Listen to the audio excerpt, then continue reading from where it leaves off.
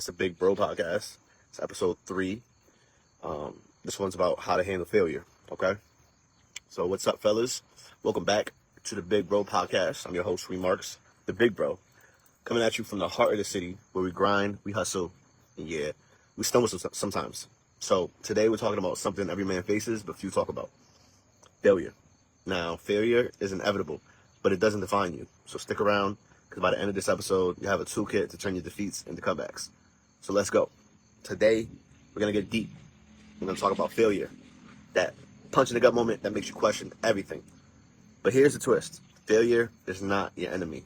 It's your coach. I know you've probably been there. Maybe you lost a job. Maybe your relationship blew up. Maybe you've been trying to build something, a business, a better life, and it feels like the universe is slamming every door in your face. You feel stuck, tired, embarrassed, angry, maybe even ashamed. But I need you to hear this. You're not broken. You are becoming. So maybe you missed the rent. Maybe your side hustle tanked. Maybe you messed up at home. Brother, life will throw you bricks. If there's something I know, life will always throw you bricks. There will always be walls. There will always be tribulations. But here, what you need to do, you need to change your mindset. Failure is just an event. It's not your identity. You're not your mistakes. You're going to be the man who learns from them. Okay? I want to give you an example. Everybody knows Michael Jordan, right? The GOAT, basketball, Chicago Bulls. So, I don't know how many of you know this, but he was cut from his high school team. He didn't make it. Now, that devastated him. But he didn't stop. He practiced every day. He hit the gym harder. He trained longer and used that rejection as fuel. That's what flipped the switch for him. Sometimes the L lights the fire, not the other way around. You know what I mean? So, one thing I need y'all to do is to shift your perspective, okay? Again, you see a wall, you got to reframe it. It's a puzzle that you can solve. So you got to change your self-talk. Instead of saying, I failed, you say, I learned, or I'm learning. Another example, J.K. Rowling, famous author, wrote Harry Potter, okay? She was rejected by 12 publishers before Harry Potter got picked up. But she didn't quit. She just said, not yet. Now, let me give you something more relatable, right? Because we're not all best-selling authors out here. But let's say you tanked a job interview, did horrible. You're discouraged, but flip it. Instead of saying, I didn't get a job, or being negative, or being down on yourself, question, how can I prep better? What did I fail to do? Maybe next time I could do research in a company, write down questions. Maybe I could practice with my little bro or my big bro and, see where I can improve so that I ace the next interview. So, again, it's all about changing your perspective. And that's one of the most powerful tools that you have. You can't control everything that life throws at you, but you can control the story you tell yourself about it. Failure is not the end, buddy. I promise you. It's data. It's feedback. It's the universe saying, hey, not this way. Try something different. So here's the reframe. Instead of asking why this is happening to me, ask, what is this trying to teach me? Every time you fail, you get information. You learn something real. And most of the time, that learning doesn't come when things are easy. It comes when you're on the floor, staring at the ceiling, wondering what's next. Okay? Now, another thing to help with handling failure the best you can is you got to build your resilience. I'm stuttering today. It's horrible. But it's a mental muscle that says, I'll try again. Okay? One thing I do, and I encourage y'all to do, is daily micro wins in a journal. Okay? Write one thing you did right each day. Maybe that's paying a bill. Maybe that's making someone smile. I'm telling you, anything. Any win, any micro win, you write down, okay? Other thing I do is I power through mini challenges. I started challenging myself. So, for example, wake up at 5 a.m. for a week, or take a cold shower every morning. Train the mind to handle discomfort, okay? That's huge. Something you don't want to do, give yourself a short deadline, a short goal. I'm going to go to the gym 3 times this week, and let's say I'm going to try to do it for a month. You do those things, you challenge yourself, and when you overcome it, when you do it, I'm telling you, it builds your resilience. So, another example. Everybody knows Dwayne "The Rock" Johnson, right? So, he was fired from football. He went broke, homeless, and then he became a WWE success. He says he learned more when he had nothing. That's crazy, right? He learned more when he had nothing than when he had it all. And now, as you can see, he's a famous actor. He's on everything. But before he had the WWE, he smoked The Rock's cooking. But that's what I'm saying. These 3 men right here, not men, J.K. Rowling isn't a man. But these 3 examples, Michael Jordan, J.K. Rowling, Dwayne "The Rock" Johnson, they've all failed. In fact, many of your celebrities that y'all love and cherish so much have failed before they became big. So, Again, this is a deep topic because a lot of men don't take failure really well. A lot of them take it to heart. They don't try again. They make it define them. They let it define them. And I'm here to tell you that you are not your failures. You are not your mistakes. Okay, so let's keep going. Resilience isn't something you're either born with or without. It's a skill. And like any skill, it gets built one rep at a time. Think about a boxer. You don't win fights because you never get hit. You win because you learn how to take a hit and get right back up. Right? Rocky. Fall 7 times, you stand up 8. Simple as that. Here's the truth most people don't want to admit. The road to success is paved with bruises, losses, screw-ups, and wrong turns. But the men who win long-term, they're the ones who keep showing up. So you want to build resilience? Start with small wins. Get up early. Hit that workout. Clean your space. Make that phone call. Stack enough small wins. And one day, the big failure that crushed you, it won't even scare you anymore. Okay? So build that resilience. Now, another thing that helps with handling failure. And it's another big one, right? Because we're born in a world and a society that tells us, keep your emotions to yourself. Don't let them see you cry. And I agree to a certain extent. But we take it to the extreme. And we bottle things up. And that's never good. We need an outlet. I'm telling you, as a man, we need an outlet. You don't got to tell the world. You don't got to tell people you don't feel safe to tell it to. But you need to find an outlet. Somebody you feel safe to talk to tell them everything that's on your mind. And if you don't have nobody like that, I encourage you, write it down. Or some people go with music. Make music about it. Rap about it. Sing about it. You have to find an outlet. That's the most important thing. But to fall back on all that, the topic is emotional intelligence. So bottled anger turns to bitterness. I'm telling you, for real. I had to learn this myself. I went to therapy for anger management when I was maybe in my 20s because I had Napoleon complex, man. I was little, but I felt like because I was little, everybody was making fun of me or they were out to get me.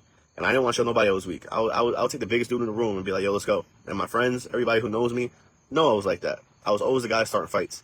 Always angry at the world. And I had to change it. I went to therapy. It worked. It helped. I can control my anger a lot better now. I'm telling you, when you start controlling your emotions, man, you become unstoppable.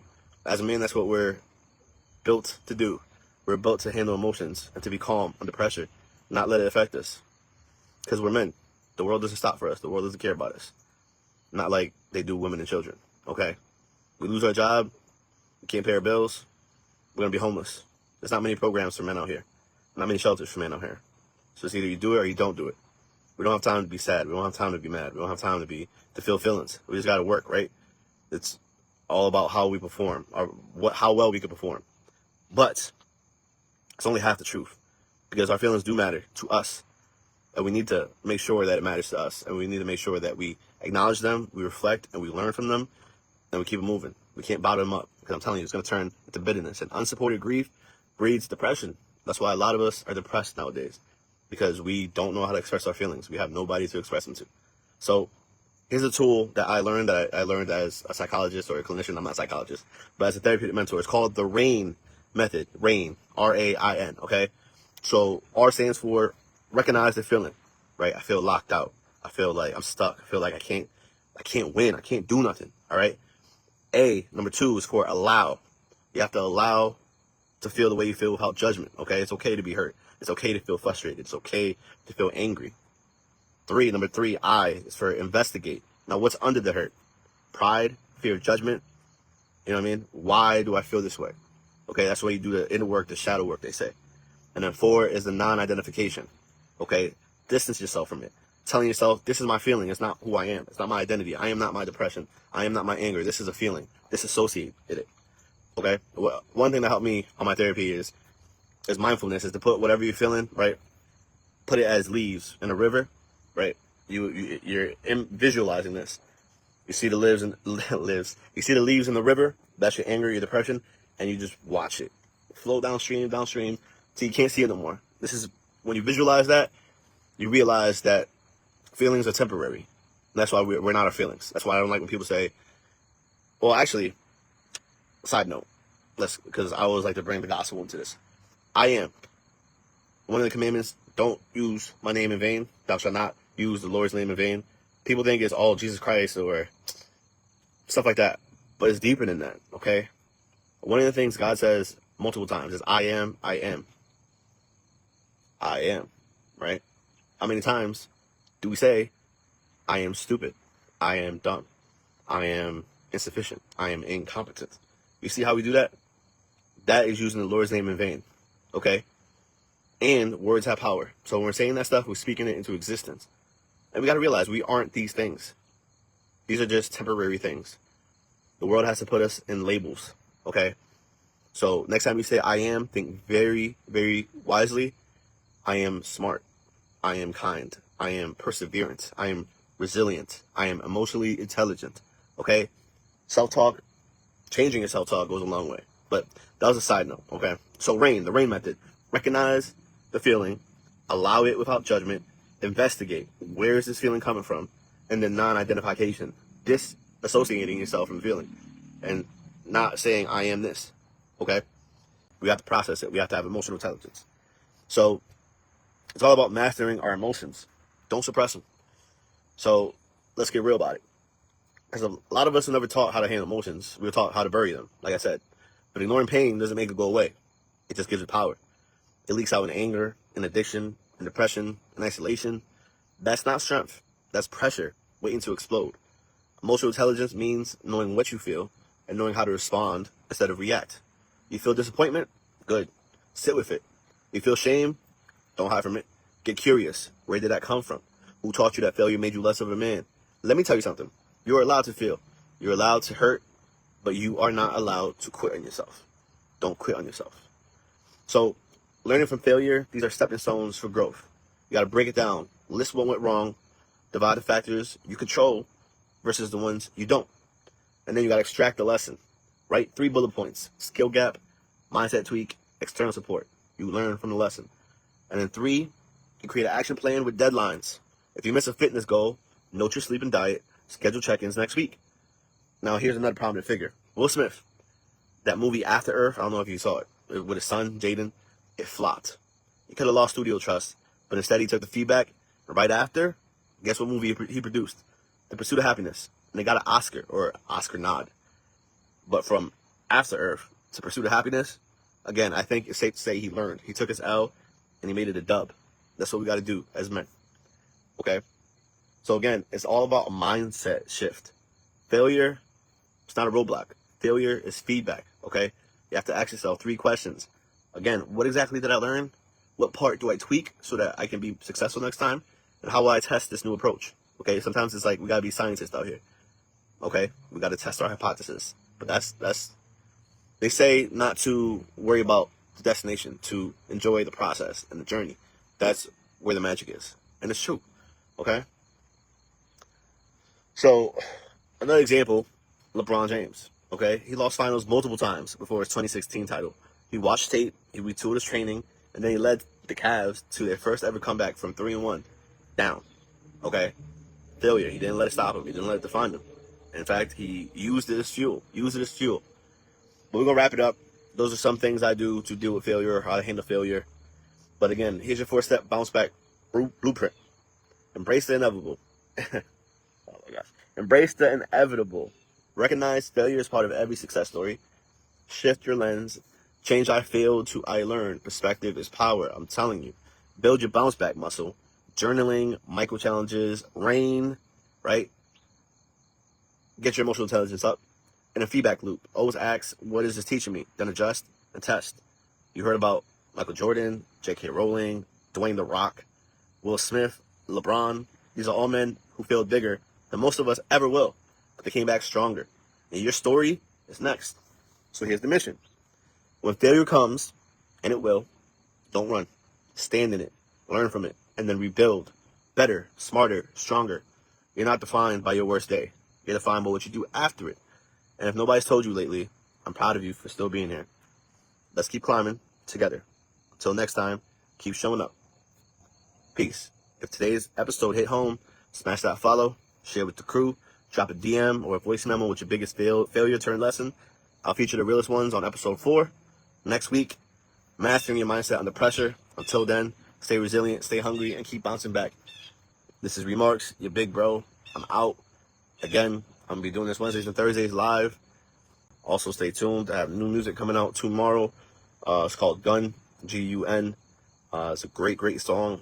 It has a deeper message. It's from my boy Gift, RZX Gift. And it's basically about no matter how many times you preach positivity or unity, it seems like we're just doomed to stay living in the violence, to stay living in the ignorance, to stay living in the neglection and the low emotional intelligence. And I hope the song will bring awareness to that. And it's a great song. So stay tuned.